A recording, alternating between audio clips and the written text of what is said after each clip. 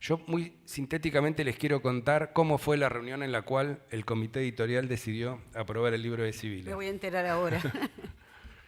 Básicamente hubo 2 o 3 o 4 preguntas. La primera pregunta que nos hicieron los directores fue, ¿y por qué un libro que no viene de la academia, ¿no? ¿Por qué un libro que podría ser un libro incluso periodístico? Digo, bueno, en primer lugar es un libro que es un manual, es un libro de enseñanza, es un libro para la formación de periodistas.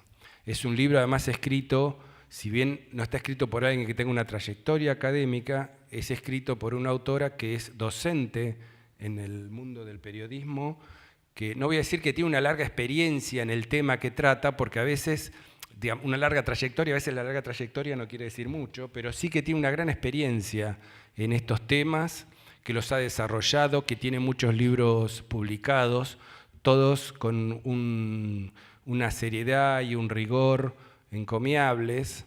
Entonces, por los valores de la autora y porque se trata de un manual para la formación de periodistas, era adecuado que forme parte de nuestro catálogo. ¿Por qué ocuparnos de los temas del periodismo? Bueno, el periodismo, como casi todos los temas y todas las profesiones, está sufriendo una transformación, ¿no? Pasar de la era analógica a la era digital, así como para quienes trabajamos en las industrias culturales es un desafío y es un reinventarse y es un ponerse en valor profesionalmente a cada momento, también lo es para el periodismo. El periodismo también está sufriendo una transformación. El Washington Post ya publica artículos escritos por robots. Y eso sin entrar en la naturaleza de la conformación de los medios hoy, que son absolutamente distintos a los que eran hace pocas décadas. Yo en el 1994, cuando se produce el atentado de la AMIA, yo en ese momento era director de noticias de Radio Rivadavia. Y recuerdo perfectamente cómo fue esa mañana y cómo fueron los días subsiguientes respecto de la cobertura. Claro, era un mundo totalmente distinto. Era un mundo en donde no había celulares, era un mundo en donde no había redes sociales, era un mundo en donde no había 200 o 300 canales ni 15.000 radios. Era un mundo en donde las pautas publicitarias no estaban concentradas en Google y Facebook. Era un mundo menos fragmentado del que es hoy, apenas 20 y pico de años después. Así que celebramos ocuparnos de este tema, nos parece que tener mejores periodistas, tener una estructura de información más sólida, más fuerte, me parece que nos hace mejores a todos. La universidad también se ocupa de estos temas y por eso se decidió publicar este libro. ¿Qué es el riesgo? La amenaza de que algo pueda ocurrir, sumado o restándole la vulnerabilidad. Las amenazas pueden ser, digamos, la probabilidad de ocurrencia de un desastre o de una situación de emergencia, porque una población está bajo un volcán activo, por ejemplo, o porque hay un barrio que está a orillas de un río que se puede anegar con facilidad. Y las vulnerabilidades, es decir, los puntos débiles, pueden ser geográficas, ambientales, institucionales, en esto va también lo político, económicas, sociales y hasta culturales. Cuando se reducen las vulnerabilidades, obviamente se reduce el riesgo de que algo pase. A este manejo se lo llama gestión de riesgo. Por otro lado está la percepción de riesgo, es decir, qué es lo que la población o el sector, digamos, que administra esto, concibe como riesgo. Prevé, es consciente, digamos, la población, la gente que vive en ese lugar, de que puede ocurrirle algo. Si tiene conciencia, en principio será una gestión de riesgo, se harán mapas de riesgo donde podrán incluirse la posibilidad de que haya una explosión porque hay una refinería es decir, no estamos hablando solo de desastres naturales. Y se maneja una gestión de riesgo y se arma un plan de contingencia. Esto significa prepararse, primero reducir las vulnerabilidades, prepararse por si algo llega a pasar, prepararse ante la inminencia de que algo pase, responder inmediatamente y después, si es necesario, rehabilitar o reconstruir. ¿Cómo se responde en ese plan de contingencia? A través de un sistema de emergencia, que no es armar algo especialmente, es decir, tener muchas autobombas, muchos vehículos, muchos Unimog, muchas ambulancias, muchos colchones preparados, etcétera, sino tener una coordinación armada y un grupito muy pequeño de personas que se encargue de coordinar todas las áreas de los distintos municipios o secretarías que tienen que acudir para atender esa emergencia. Por ejemplo, gestión de riesgo es esto, es decir, reforzar las defensas ante la probabilidad de que crezca un río. O bien vaciar, digamos, limpiar acequias o canales por si viene el agua y que no rebase. Significa también hacer simulacros de desastres. Poco de eso lo hacemos. Y esto es todo el ciclo de lo que es, digamos, en general la gestión de riesgo. Es decir, nos preparamos, primero prevemos, digamos, tomamos el tema de la prevención para que algo no ocurra. Después vamos trabajando para atenuar los probables daños que puedan ocurrir. Planificamos una respuesta, implementamos eventualmente ese plan de respuesta, pasamos a la rehabilitación inmediata y después a la reconstrucción. La reconstrucción se supone que se tiene que hacer reforzando no como estaba al principio, sino de una manera mucho más sólida, como para que quede, digamos, más reforzado por si vuelve a ocurrir esa situación. Cuando hacemos la cobertura periodística tenemos que ver el desastre, las emergencias y la gestión de riesgo como un proceso. Es decir, no es algo que pasa en un momento y se acabó o quedan, digamos, los coletazos ahí flotando como si fueran réplicas de un sismo. Es todo un proceso y eso nos va a permitir armar la cobertura de otra manera. Es decir, prever qué es lo que puede ocurrir, organizarnos, preparar alternativas de comunicación y de cobertura y además ir adelantando el trabajo a medida que hacemos la nota del día.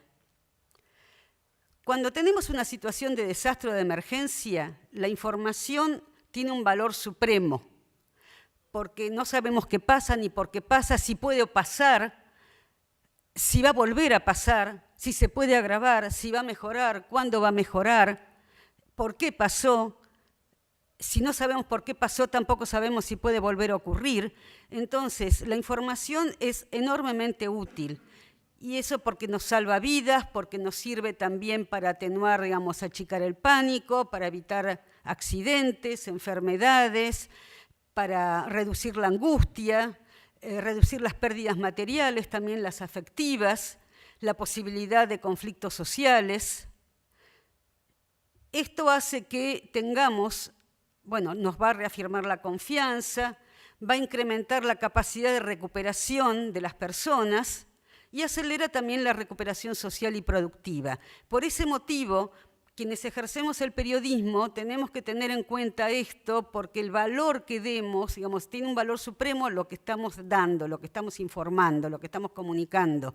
Si vamos a comunicar cosas importantes, si vamos a comunicar cosas anecdóticas que nos sirven mayormente, si vamos a comunicar algo que no está realmente chequeado, etc.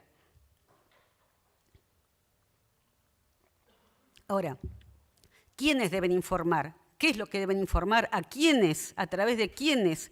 ¿A través de qué medios? ¿En qué circunstancias? Eso marca una diferencia.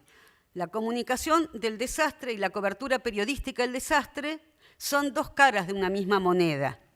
que tienen puntos de contacto, sobre todo en la situación de contingencia, es decir, en la emergencia, pero no antes, no tantos antes ni tantos después. Es decir, en el momento que ocurre la emergencia es necesario que desde el Estado, desde algunas ONG que colaboren, brinden la información. Y eso también lo va a hacer el periodismo, lo van a hacer los medios. Ahora, antes y después se van a manejar por otros canales, eso no va a ser lo mismo. Esto es importante porque tenemos puntos en contacto y puntos diferentes. En la comunicación del desastre, el objetivo va a ser salvar vidas, reducir las pérdidas, el sufrimiento, los daños. Y en el periodismo depende de cada medio los objetivos. Desde dónde se comunica hay objetivos diferentes. Es decir, desde la comunicación del desastre, puede ser la comunicación estatal, es decir, nacional, provincial o comunal, la institucional y la empresarial.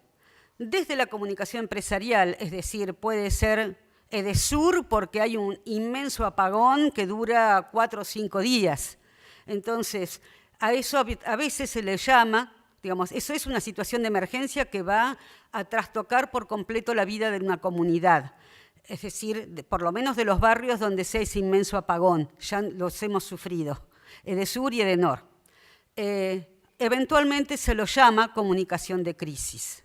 Otra característica es que el impacto social y en la salud mental, esto es de la caída del puente en Génova del otro día, en los sobrevivientes el impacto es muchísimo mayor cuando hubo una incidencia antrópica, es decir, por parte de las personas, o una responsabilidad humana.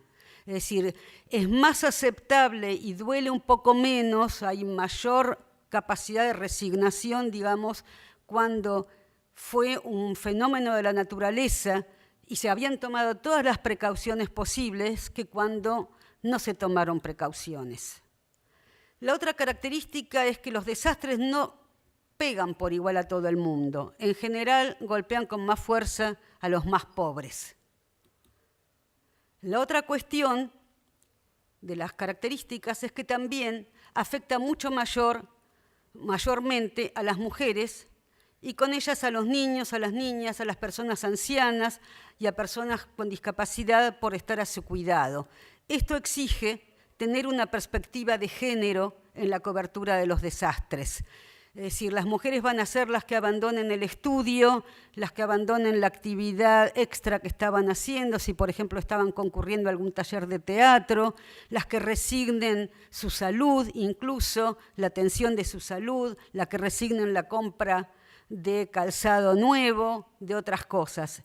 Y además van a tener una manera diferente de abordar la situación que la que tienen los hombres. Es totalmente distinta y esto hace que sea necesario tenerlo en cuenta. No será un tipo de desastre, será qué enfermedad, digamos, qué la causa, etc. Esto sigue totalmente igual. Tareas de auxilio será cómo se atiende el tema, cómo se previene. Pérdidas materiales puede tener o puede no tener, depende de las características. Y las consecuencias, si recordamos lo que pasó, por ejemplo, con los brotes de cólera, podemos darnos una idea de que sí, que puede tener muchísimas consecuencias, igual que si fuera un desastre natural. Y la cobertura de grandes siniestros en medio de transporte también es similar a la de desastres, pero con menos ítems. Pensemos en un choque de vehículos con varias víctimas fatales. Es decir, acá en un medio metropolitano, a un choque con 5 muertos que ocurrió en La Pampa, cerca de General Pico, no le va a dar mayor importancia, o quizás ni lo mencione, pero eso en un medio pampeano seguramente va a ser trabajado con las mismas dimensiones que si hubiera habido un choque de micros con 20 muertos en cualquier otro lugar del país. Un siniestro de ómnibus, choque de descarrilamiento de trenes, caída de aviones, grandes naufragios. Y los núcleos informativos Bueno, el tipo de desastre, obviamente, es que pasó, digamos. La duración casi no cabe en esto. Las dificultades que produce depende si estuvo o no cortado, si está o no cortada el área, digamos, o vedado el ingreso. Pérdidas materiales en general no se trabaja.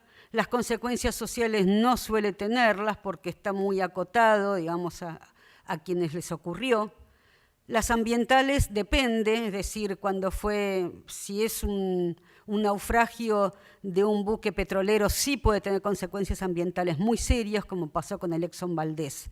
Y la evolución probable de la emergencia también depende fundamentalmente de esas consecuencias ambientales. También en estos temas podemos hacer periodismo de investigación, especialmente si hubo una causa antrópica o bien hubo una mayor incidencia para la mayor gravedad. Esto implica que tenemos que analizar de qué contextos es emergente ese hecho. Doy 2 ejemplos. La inundación de Santa Fe de 2003, digo 2003 porque después hubo otra en el 2007. No solamente se produjo fundamentalmente porque no estaba construido el último tramo del 5º tramo de cierre de la defensa sobre el río Salado, al norte, digamos al noroeste de la ciudad. Ese dinero se utilizó para otra cosa, a pesar de que los fondos estaban en su momento, sino que además las autoridades dijeron, no, los barrios tales, tales y tales no se van a inundar. La gente le creyó a las autoridades, no evacuaron esos barrios se inundaron y ahí fue donde hubo la mayor cantidad de personas ahogadas. Entonces, había un contexto político que tenía que ver en eso, un contexto económico. Las personas que fueron más golpeadas, obviamente, eran las personas más pobres, y todo ese contexto hay que verlo para hacer la investigación. Y, sobre todo, las secuelas que tuvo, que fueron muchas, en la salud mental de la gente y la salud física también. No sé si ustedes recordarán la quema de pastizales en el Delta del Terriano, bueno, la gente que ya tiene unos años en esto, en 2008. Hubo muertes en choques en cadena, murieron 2 mujeres bomberos, hubo rutas cortadas, el smog llegó a Capital Federal, Gran Buenos Aires y más abajo todavía, más al sur. Y esto ocurrió porque se armaron pools de siembra. La gente que tenía, muchas personas que tenían propiedades de, campos para pasturas en Entre Ríos sobre todo, y especialmente en Entre Ríos, prefirió entregarlas a los pools de siembra. Entonces, después quienes tenían ganado no tenían dónde hacer pastar a sus animales. Los llevaron al delta, pero por un proceso equivocado, quemaron pastizales como para que crecieran nuevas pasturas en una zona donde ya el INTA había recomendado que no había que hacer ese manejo. Entonces, se produjeron quemas de pastizales que trajeron enormes cantidades de humo durante muchos meses con todas estas consecuencias, pero eso tuvo que ver con una cuestión de política económica de nuestro país. Los medios difunden información útil. Alertas, cese de alertas, medidas de emergencia que hay que tomar, se tomaron, personas desencontradas, dónde ubicarlas, dónde buscar ayuda, dónde ofrecer o brindar ayuda, pedidos de ayuda. Pero también hay información errónea, a veces saqueos. Y lo pongo entre comillas porque muchas veces los tales saqueos no hay. A lo sumo gente desesperada que se llevó un pack de leche, o una caja con packs de leche. Hechos delictivos, que los hay, pero que no son generalizados. En general no ocurren de esto. Necesidades que no son prioritarias, información atrasada o que ya fue desmentida, y los mitos. Pueden contribuir en cosas muy positivas, en prevenir, en poner orden, en achicar el pánico, en evitar daños mayores, en tranquilizar a la población, en reforzar los lazos sociales, en instar a la solidaridad, en llevar esperanzas, o, por el contrario, crear o aumentar el caos, crear pánico, provocar subas de precios, acaparamiento, desabastecimiento, impulsar o exigir gastos y esfuerzos que no sirven para nada o que no son prioritarios, fomentar el egoísmo y la desconfianza. Y lo pueden hacer a partir de, por ejemplo, reiterar un mismo hecho negativo, esto sobre todo la televisión, dando la impresión de que ocurrió varias veces. Lo pasan, machacan, machacan y machacan, y entonces da la sensación de que eso sigue ocurriendo. Dar solo o casi únicamente la información negativa, reiterar imágenes viejas, dando la impresión de que la situación sigue igual, de que no mejoró o de que volvió a empeorar cuando las cosas son muy distintas, o ponen una foto de archivo pero no ponen la fecha de la foto de archivo y no hay un epígrafe que diga esto ahora está mejor, esto está así. Bueno, la primera parte está dedicada a conceptos básicos en el periodismo sobre desastres. El capítulo 1 toma definiciones, riesgo de desastre y gestión de riesgo. Yo lo que les expliqué recién es, no sé, un 5%, 4% de todo lo que es el libro. Profundizo más en comunicación del desastre y periodismo sobre desastres, puntos de contacto y diferencias. Analizo los puntos de contacto y las diferencias antes, durante y después. ¿Qué es noticia en un desastre o en una emergencia? La relatividad de lo que es noticia, las características de la cobertura y la función del periodismo en un desastre. Incluyo acá también el abordaje de la perspectiva de género en la cobertura de desastres. Ya el capítulo 2 lo dedico a la clasificación de desastres, hago una enumeración entre los naturales y los antrópicos, es decir, los provocados por el ser humano. Es decir, por ejemplo, si se cae una explosión, puede ser por un escape de gas, o la caída de un edificio, puede ser por un escape de gas, puede ser por una mala construcción, puede ser por un sismo, puede ser por un atentado. En un primer momento la cobertura es igual, exactamente igual. Después va a cambiar lo que es la investigación. Incluimos acá por qué la cobertura de epidemias y brotes epidémicos y analizo también el tema de las fuentes de información. Entro en los núcleos informativos. Cada núcleo informativo está muy desarrollado, largamente desarrollado, y en cada ítem de ese núcleo hay un listado bastante extenso de todas las fuentes de información a las cuales se puede consultar. Esto lo hemos visto.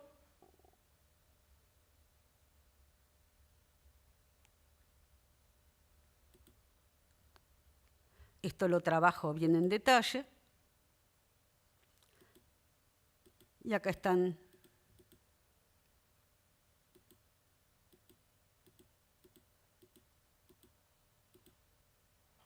en cada caso, digamos, las fuentes de información. Esto, digamos, ocupa una buena parte del libro. Otro capítulo lo dedico a los mitos de los desastres y a los daños y perjuicios que producen. Y analizo los mitos más relevantes. Les cuento que con diferencias culturales existen en todos los países. Lo he charlado con la gente de Médicos Sin Fronteras y cambia a veces las características por la cultura, pero hay en todas partes. La tercera parte ya entro en la cobertura de los grandes siniestros en medios de transporte. Ahí desarrollo también los núcleos informativos y las fuentes de información. ¿Cómo vamos a distribuir la información en la edición? Cuando digo edición me refiero en términos generales, no solamente a la gráfica, también en televisión, en menor medida en radio y en las web, y el seguimiento de la noticia. La cuarta parte ya es cuando tenemos que viajar o hacer una cobertura en el lugar del desastre. Sobre todo cuando viajamos. ¿Qué información básica tenemos que buscar para preparar el viaje? Porque si no buscamos información básica, vamos a armar mal nuestro bolso, nuestra valija, no vamos a estar preparadas o preparados y vamos a meter la pata, vamos a correr riesgos, nos vamos a encontrar con situaciones que no podemos resolver, con cosas que no podemos comprar en el lugar aunque tengamos toda la plata del mundo, es decir, si vamos a un lugar donde tenemos, por ejemplo, mucho sol y no tenemos protector solar y no tenemos sombrero o no tenemos gorra y no nos podemos cubrir, podemos llegar a insolarnos, a pasarlo muy mal. Es decir, hay determinadas cosas que las tenemos que saber de entrada para preparar hasta el bolso. Lo mismo el tema de la movilidad.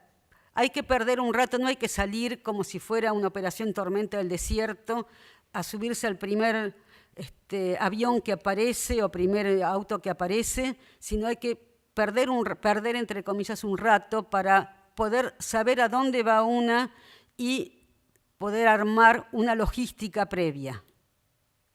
Lo mismo respecto al alojamiento, hacer contactos previos, porque quizá no tengamos dónde dormir. Y el tema de los viáticos. El otro capítulo ya es la salud en situaciones de desastre. Dedico una buena parte del libro a cómo abordar la entrevista a personas que están sufriendo. No cualquiera está en condiciones de dar una buena información, de dar una buena respuesta. Y después también la propia salud de quienes estamos cubriendo el desastre. Este es un capítulo importante porque las relaciones humanas se trastrocan mucho en este tipo de situaciones. Entonces, analizo los intereses sectoriales, las internas, cómo nos vamos a manejar con las autoridades, sobre todo con las personas que nos están apoyando, facilitando la cobertura, para que podamos seguir haciéndolo y que se vean reconocidas. Otro capítulo ya es la estructura y el lenguaje en la cobertura de desastres, cómo vamos a ordenar la información, para no olvidarnos de nada, para que se entienda, cómo vamos a registrar nuestro propio material para saber que no repetimos o que tenemos que repetir, cómo vamos a transmitir el material, cómo vamos a seriar la cobertura y el tema del periodismo de investigación, la cobertura de desastres. Por último, ¿qué apoyo logístico le pedimos a nuestra redacción, al piso, al lugar donde estamos? Y finalmente, ¿cómo hacemos para seguir el tema cuando dejó de ser noticia? Seguimos con las relaciones humanas. ¿Cómo nos organizamos cuando trabajamos en equipo? ¿Cómo nos manejamos con la corresponsalía cuando la hay? Con los medios locales. Con otros enviados o enviadas especiales que están en el lugar. Con nuestros responsables de edición y de producción, ese es un tema bastante denso, y con nuestras propias familias, porque están viendo determinadas cosas en televisión y piensan que la estamos pasando terriblemente mal, y quizá no sea tan así, y podamos tranquilizarlos de algún modo, decirle, oh, mira, lo que están mostrando, eso es una parte así, o sea, nuestros niños, por ejemplo, nuestras niñas que piensan que estamos peor o que están viendo en televisión lo que está pasando y temen por nosotros. La edición y la producción, las tareas que debe cumplir quien está a cargo de la edición y la producción. ¿Qué pasa cuando él o la periodista que está en el lugar no funciona, no tiene capacidad suficiente, no tiene entrenamiento en estos temas, no está formado o formada en esto? Y entonces desde la redacción hay que entrevistarlo o entrevistarla, porque quizá la información la tiene pero no la sabe decir o no le da importancia. A mí me ha pasado varias veces de tener que entrevistar a corresponsales, por ejemplo en alguna situación de desastre o incluso en grandes siniestros, porque no tenían especialización en esto y no me daban la información. Entonces tenía que entrevistarlos para que me dieran la información y la tenían, pero no la sabían volcar. Más precisiones sobre la tarea de editor o editora, sobre todo en medio gráfico, la edición en la página web del medio y en portales de noticias. Las condiciones que tiene que tener quienes están dirigiendo la edición y la producción. Analizo mucho la imagen en la cobertura de desastres y emergencias, tanto la imagen fija, fotográfica, como digamos, la edición de fotografías, como la de los videos o las imágenes en los medios televisivos. Y acá vuelvo a retomar el uso de las redes sociales y la interacción entre el periodismo y las redes sociales. La quinta parte ya es un poco más personal, digamos, y tiene que ver con las actitudes y los riesgos de quienes estamos cubriendo desastres. Esa pregunta, ¿qué hacemos? ¿Saco fotos o tiro un salvavidas o me tiro al agua? ¿Me subo al helicóptero o dejo subir a otro? Digamos, ese tipo de cuestiones es lo último que yo tomo en el libro. Agrego una bibliografía y agrego también organismos e instituciones de referencia, no solamente locales, también internacionales, como el Centro sobre Huracanes de Estados Unidos, sitios de salud como la OPS, la Organización Mundial de la Salud, etc. El INPRES, el Instituto Nacional de Prevención Sísmica, los equivalentes también de otros países, etc.